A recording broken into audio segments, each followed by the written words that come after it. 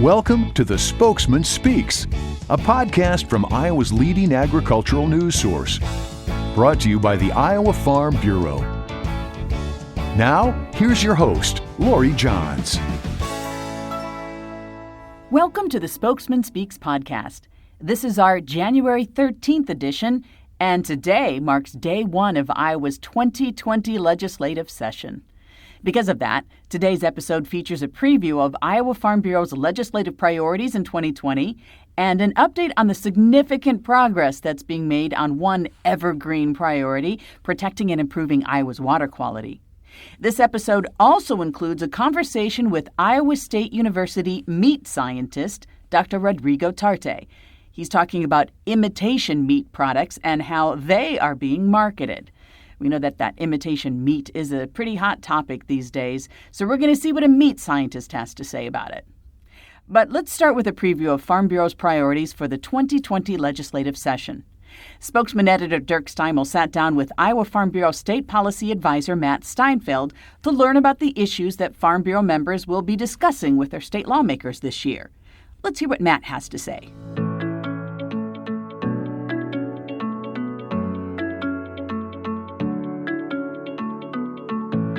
We're here with Matt Steinfeld, State Policy Advisor for Iowa Farm Bureau Federation, as we get ready for the 2020 legislative session.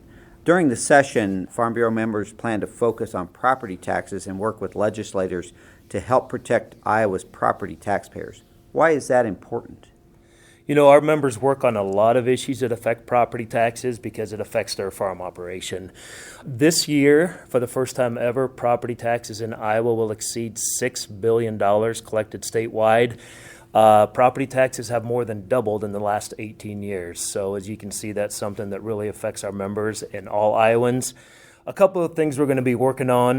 One is property tax credits, in specific the homestead property tax credit and the ag land family farm property tax credit, just working with legislators to make sure those are funded at least last year's levels. In addition to that, our members will also work on a funding mechanism that deals with when the state sets supplemental aid for K-12 schools. This funding mechanism was implemented 6 years ago, and what it does when the state sets allowable growth for schools, the state picks up the tab of that funding as opposed to it being split between property taxes and the state. And why that's important is this fiscal year alone, this funding mechanism will result in $62 million that would have directly went on to property taxpayers. So it's an important funding mechanism. It's something that the legislature has to go in and actually extend year by year. So we'll be working with the legislators to extend that into next fiscal year as well. A top Farm Bureau property tax focus this session will be the funding of Iowa's mental health system. Why is financing this system important to property taxpayers? You know, Farm Bureau members believe that property taxes should pay for property services, while people taxes should pay for people services. And when we're talking about people taxes, we're talking about sales tax and income tax. Those are the things that make up the state budget. And how that ties into mental health is currently Iowa's mental health system is funded by property taxes.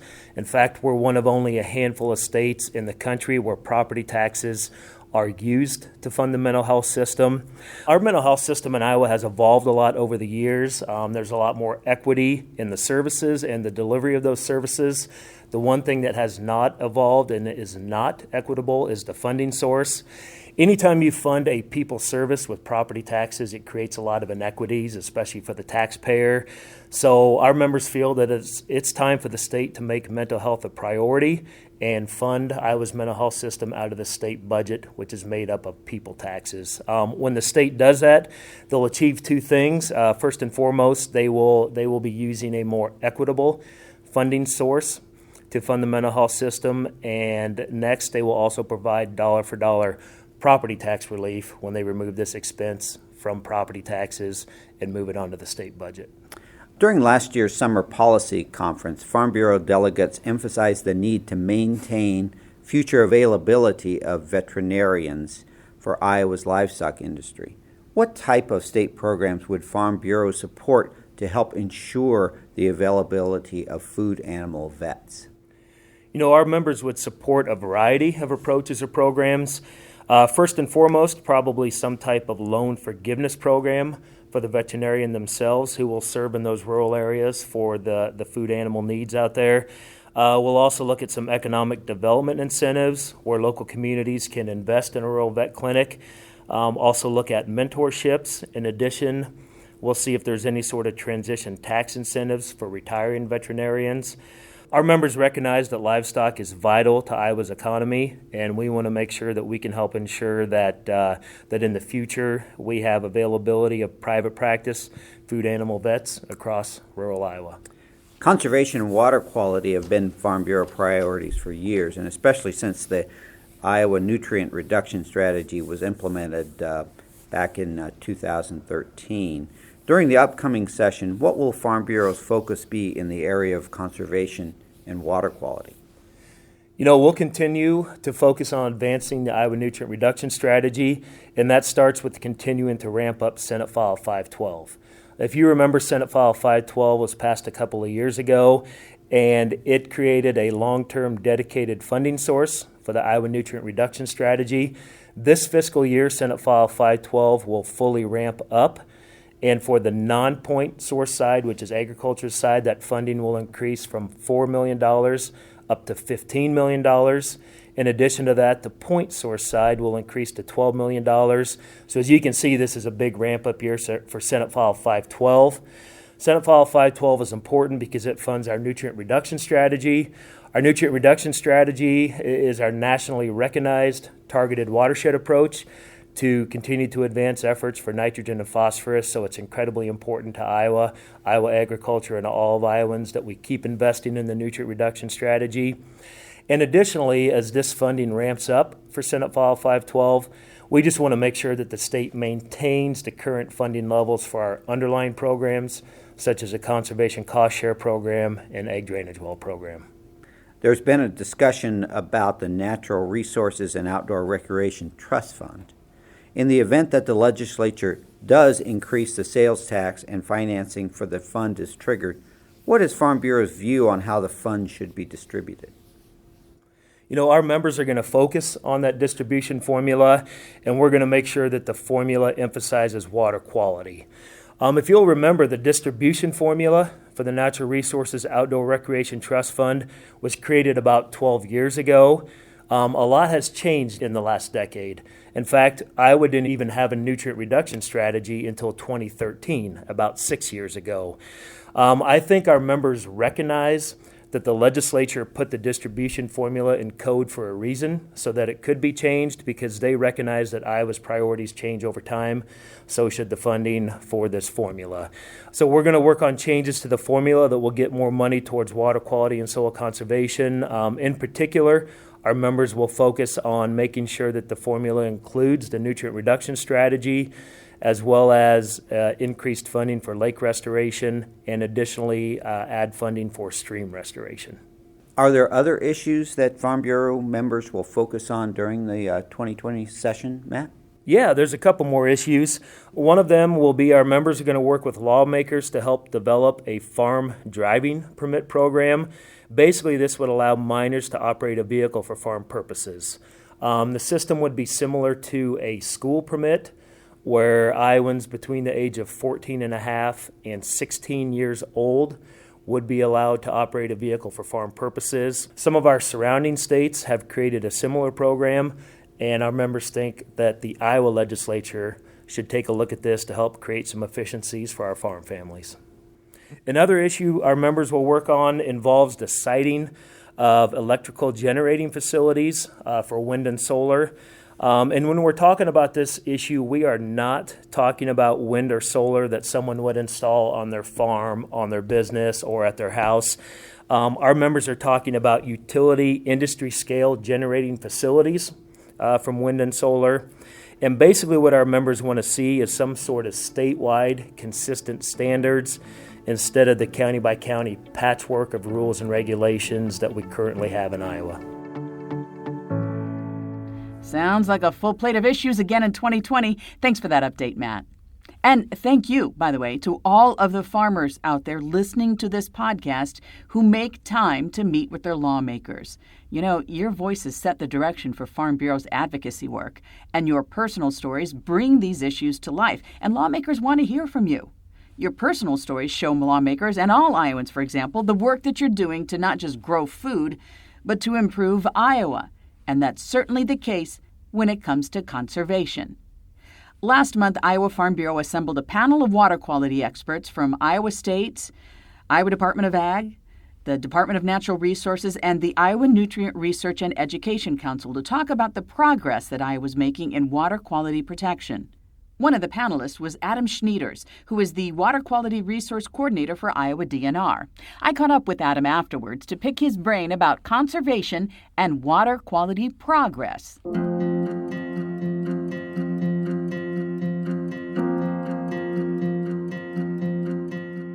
So I'm here with Adam Schnieders, fresh off our water quality panel discussion where we had farmers and folks from the media that you had a chance to talk to and take some questions. What are your overall thoughts of the outcome and what you thought was discussed and the need, why this is important?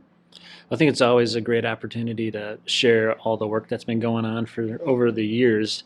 But to hear from Iowa State, Department of Ag, and some of our private public partners through the Iowa Nutrient Research Education Council, DNR, a lot of this work goes back decades, sometimes years since the strategy started, with new programming, new partnerships, new things. And so usually I think as Iowans, we always look forward at things and what's the next thing we're going to do. And rarely do we sometimes look back and say, well, what have we accomplished in many ways? And so to hear the different perspectives from everyone, to talk about here's what's happened and why these things happened in 2019 specifically, and all the history that led up to them, I think was important to hear from the different groups like Iowa State and the Nutrient Research Center. That was a new thing that was after the strategy was put into place that the legislature founded and our three Regents universities are a part of. And to hear all the great work that's happened over the last 6 years is really incredible, and all the new things that farmers can use on the landscape and the new practices that weren't even thought of when we started is just really neat to see. And then, of course, seeing how those are delivered onto the landscape through different programs and education, those types of things is great to see.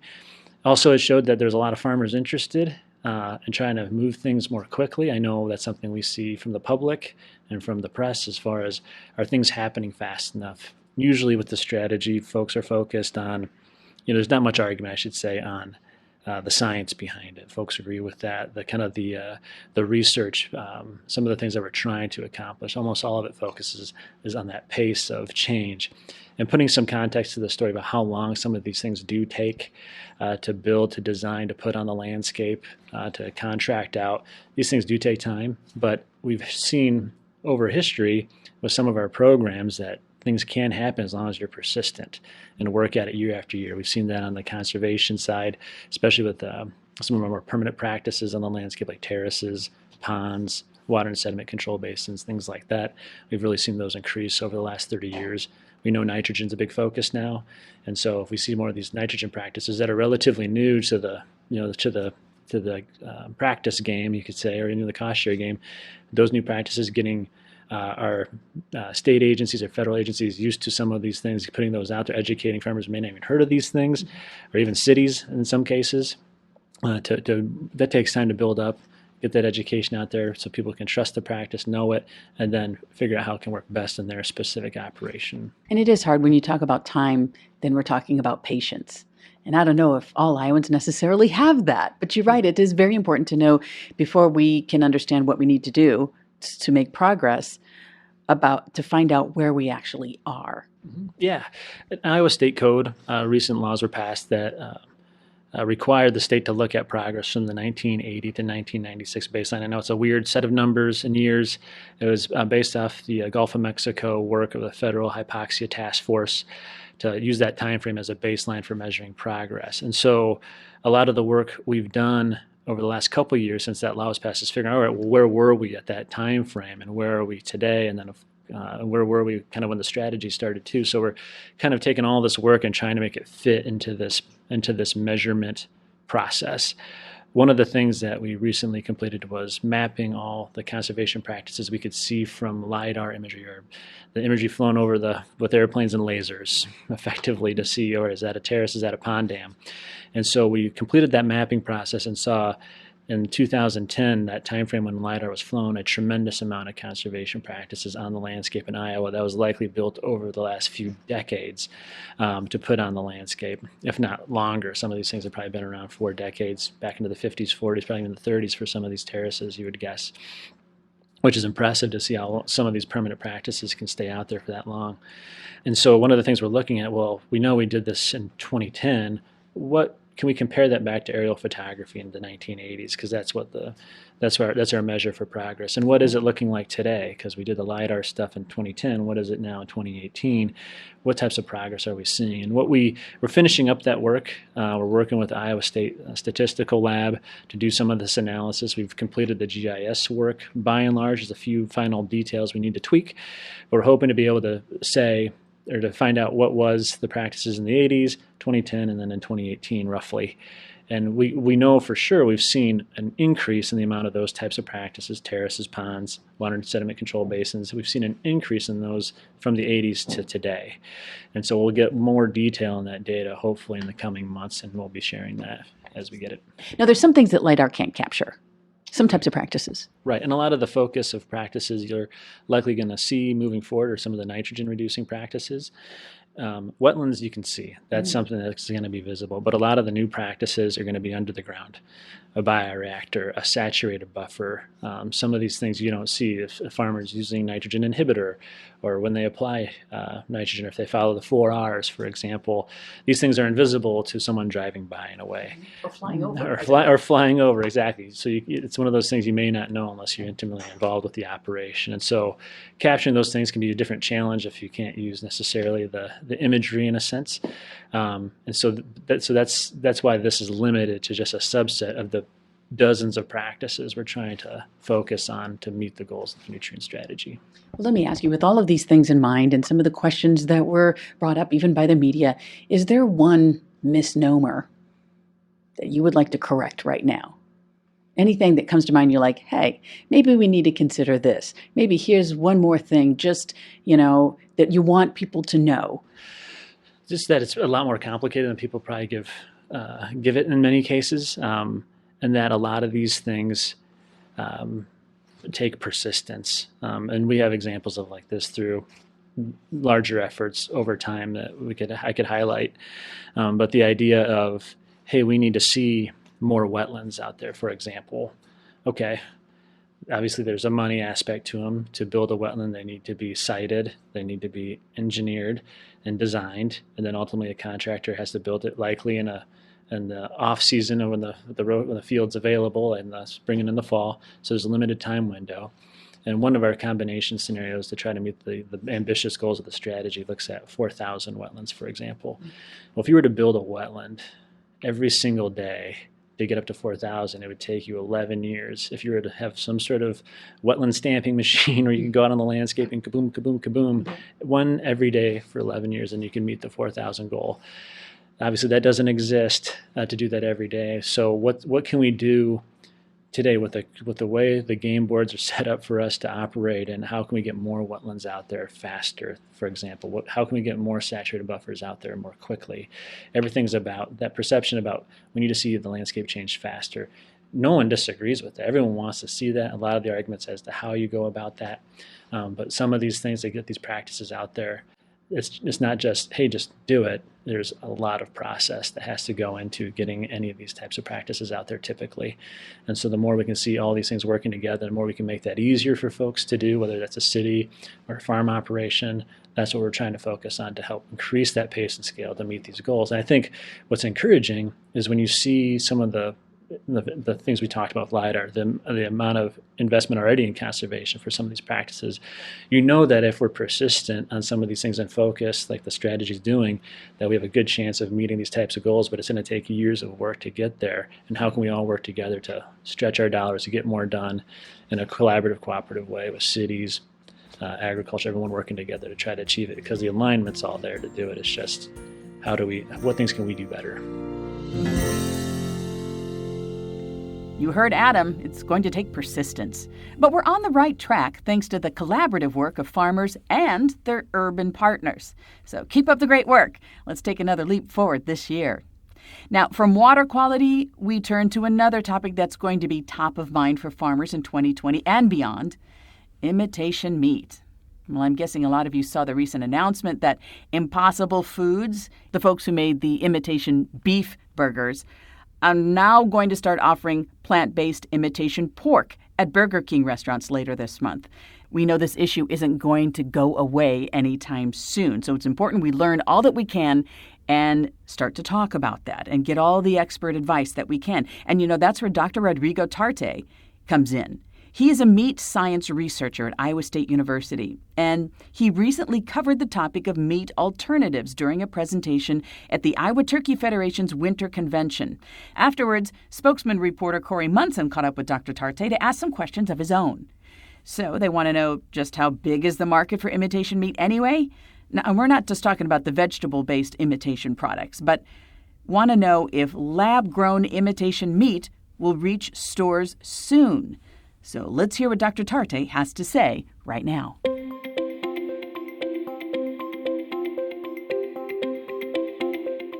Can you tell us a little bit about the current state of the meat alternative industry?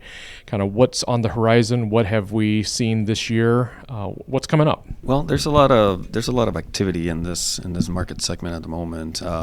First of all, it's fair to say that it's a very small. In spite of all what we hear about in the news media and social media, it's still a very small section of the market. But there's a lot of activity going on. We have, of course, companies that are resonating with the public at the moment, like Impossible Foods with our Impossible Whopper and so forth, and Beyond Meat. But we're also seeing more traditional meat and food companies that are getting into this space as well. Large companies that are creating their own brands, and in some cases acquiring other established meat alternative brands as well. There's also some consumer surveys out there that indicate that consumers do show an interest. Many consumers do show an interest in at least learning more about plant-based eating and what that means. But at the moment, it's estimated that about 5% or so of people actually follow a plant-based diet, strictly a plant-based diet. So again, it's small, but there is a lot of activity going on. One of the things you noted during your presentation was some of the messaging behind products like Beyond Meat and the Impossible Burger. Can you kind of describe what the philosophy of those companies are? What are they putting out there in addition to just a product? They're kind of selling a way of being that's beyond just, here is a alternative to your fast food burger. Yes. One of the things that makes these two companies unique is their messaging. And all you really have to do is visit their websites and you get a glimpse of that. As I said this morning in my intervention at the convention, it's not just the product that they're selling. They have a social message, usually around both of them around environmental issues and issues related to climate change, the use of animals for animal welfare and so forth, or whether animals should be used for food to begin with. So they have very strong messaging. And this, like I said this morning, resonates with some consumers, especially some of the younger consumers, where when you're buying a product, and there are other products like that, right? So we buy some products because of what the company stands for. And if the company stands for something that I strongly believe in, then I'm more likely to accept flaws in the product, right? So the product might not have to be perfect, but I really believe what they stand for. And this is one thing that makes them unique, even when you compare them to the other meat alternatives or plant-based meat alternatives that are out there and that have been out there for many years. And many of those are companies that are owned by larger food companies. And so the messaging on these two companies, Impossible and Beyond, goes beyond that. Okay, so it's a social message. It's a message they're trying to get out there. What I was trying to get at in my talk this morning is, so what's the message of our industry? So how do we counter the message? I think animal agriculture, there are a lot of positives about animal agriculture, beginning with how we do things, how we, work with the environment, we're good stewards of the environment, and the product we put in the consumer's plate, the nutritional implications of that as well. So eating meat from a nutritional perspective, meat protein is not the same as plant protein. Okay, and so there are some positives, but it's how do we get that message out? Okay, to counter companies that have a very clear messaging. They have a very clear messaging, very clear objectives, and a very clear mission of what their product is really all about, what their companies actually stand for. One of the topics you discussed during your presentation was the current status of the cultured meat movement. Can you first describe kind of what cultured meat is, and then second, tell us what the current state of the industry is and when we might see this product appear on shelves? Cultured meat involves, the technology actually involves growing muscle cells in a lab setting, so in what we call cell culture. So we first start by you biopsy an animal. From that you take cells that we call satellite cells. Eventually we grow those in a cell culture medium in a laboratory setting at the moment, and those eventually differentiate into what we call muscle cells. So you have what looks like it's a real muscle cell, but you haven't actually had to harvest it directly from an animal, except for that initial biopsy. This technology right now is not available commercially. It's still in the R&D stage. There are at least 36 companies, all of them startups around the world, some in the United States and many elsewhere, who have received funding and are doing research in this space. Now, of course, all trying to be the first to market with a viable product. They're focusing on things such as beef and pork and seafood and poultry as well. So right now, it is still, I personally don't envision seeing products at the store for a number of years, if that ever does happen. There are some, they have made some significant strides, but there's still a number of roadblocks that remain, things that they need to solve from a technical perspective. We have to think of scale as well. So it's easy to envision it when I'm doing it on a lab benchtop and see that, in principle, it kind of works.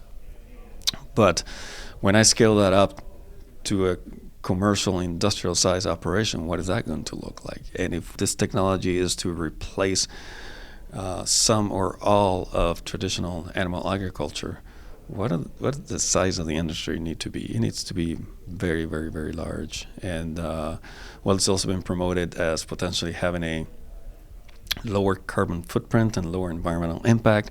That is still a question that we don't have a clear answer to, because no one has actually scaled this up. So we don't understand what all the inputs and outputs of that system are going to be. There will be inputs and outputs just like there is to every process. So we don't really have a full understanding of that. One other thing that cell cultured meat industry at the moment is struggling with is how to go beyond a product that resembles ground beef. It's very easy to make a product that resembles ground beef. That's not that difficult. But how do you structure it in a three-dimensional way that will have the texture of say a pork chop or a ribeye steak or something like that, or a chicken breast, okay?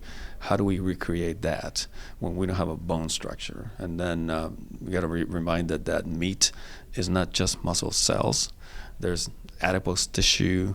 There are flavor components. There are color components that are all part of that. So this is what these companies are focusing on right now, is how to go beyond just the ground. Two things. First of all, how to get it to a price point where consumers will be a valuable technology, okay, and consumers will actually go and buy the product.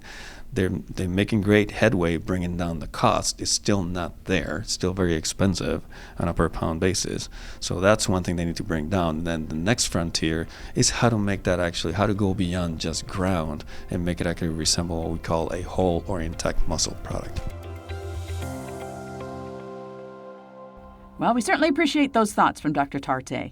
And one takeaway that certainly sticks with me is our opportunity to talk about the unique benefits of real meat, not to mention milk and eggs, including the nutrition of animal-based proteins and the many ways that farmers care for their animals and the environment. But now, how do we share those messages broadly with consumers? can I make a suggestion? Head out to farmstrong.com and you can play Hilton South Farm Strong Challenge, and you can share that contest with your friends and family. The Farm Strong Challenge is a joint promotion offered by Iowa Farm Bureau and Iowa State University Athletics. So here's how it works. Fans answer 3 multiple-choice questions about the nutrition of meat, milk, and eggs, along with questions about the many ways farmers care for their animals and the environment. And put it all together, they get a chance to win 2 all-session passes to the Big 12 Conference Men's Basketball Tournament in Kansas City. I know. Isn't that neat? And who knows? You could win those prized seats, but you'll definitely walk away better informed about the benefits of real meat, milk, and eggs. So again, check out the Hilton South Farm Strong Challenge at farmstrong.com. And yeah, encourage your friends and neighbors to do the same. That's how we share this good news about livestock farming, one of the many ways we can all do that. So, one last thing as we wrap up this episode. If you're a young farmer and you haven't already signed up for the Iowa Farm Bureau's Young Farmer Conference, well, you need to head out to iowafarmbureau.com and register by January 17th, right around the corner, January 17th. Now, this conference is January 31st and February 1st in Altoona, and you'll be in good company, joined by more than 500 other young farmers from all around the state. So check out all the details and get registered at iowafarmbureau.com. That's all for this episode of the Spokesman Speaks podcast. Be sure to tune in for our next episode, January 27th. And until next time, thanks for reading The Spokesman. Thanks for all the great stories and the inspiration. And thanks for listening to The Spokesman Speaks. Thank you for listening to The Spokesman Speaks, a podcast by Iowa Farm Bureau. Check out more podcasts and articles from The Spokesman at iowafarmbureau.com/spokesman. You can also find and subscribe to The Spokesman Speaks podcast in the Apple Podcasts app, Google Play, and other popular podcast apps. We appreciate your ratings and reviews and welcome your feedback at podcast@ifbf.org.